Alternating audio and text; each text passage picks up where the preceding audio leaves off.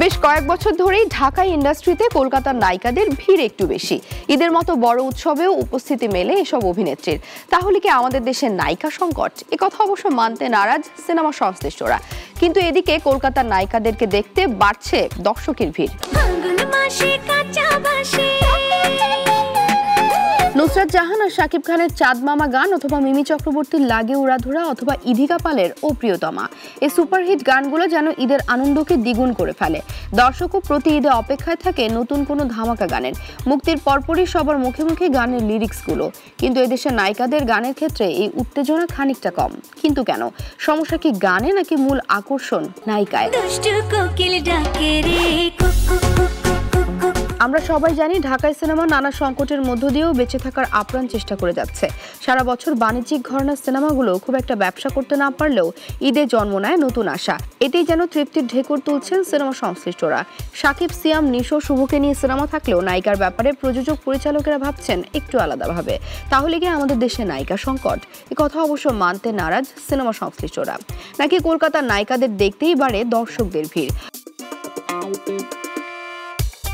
হুট করে ঢাকা ইন্ডাস্ট্রিতে কলকাতার নায়িকাদের আনাগোনা একটু বেশি দেখা যাচ্ছে, হোক গল্পের প্রয়োজনে অথবা আইটেম গানে। এদেশের বড় উৎসবে উপস্থিতি মেলে এসব অভিনেত্রীদের। অন্যদিকে আমাদের দেশের নায়িকারা ডায়েট করে, জিম করে, নতুন লুকে হাজির হলেও সিনেমার অফারগুলো হাতছাড়া হয়ে যাচ্ছে পরিমণি, মিম, নুসরাত, দিঘি কিংবা পূজাচেরির কাছ থেকে। প্রযোজক পরিচালকরা বলছেন নায়িকা তো অনেকেই আছে, কিন্তু দর্শকের কাছে নায়িকার হিসাব অন্যরকম। তারা চায় নতুন লুক, নাচ, গান, অভিনয় সবকিছুতেই হতে হবে পারদর্শী, মানে বিদেশি নায়িকাদের মতন। জানো, তোমাকে না আমার খুব ভালো লাগে।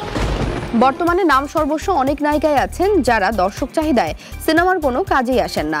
এছাড়া ব্যক্তিগত গুজব, গুঞ্জন, বিয়ে বিচ্ছেদ সহ আরো অনেক কারণে প্রতিষ্ঠিত নায়িকারাও নিজেদের ইমেজ হারাচ্ছেন। তাদের কারো কারো নাম শুনলেই দর্শকের মধ্যে আতঙ্ক চলে আসে। এসব তারকাদের নিয়ে কিভাবে সিনেমা নির্মাণ সম্ভব? এদের তো ব্যক্তি জীবনই ঠিক নেই, জীবন আদর্শ নেই, যেমনটা ছিল শাবানা, ববিতা, শাবনূর কিংবা মৌসুমীর বেলায়।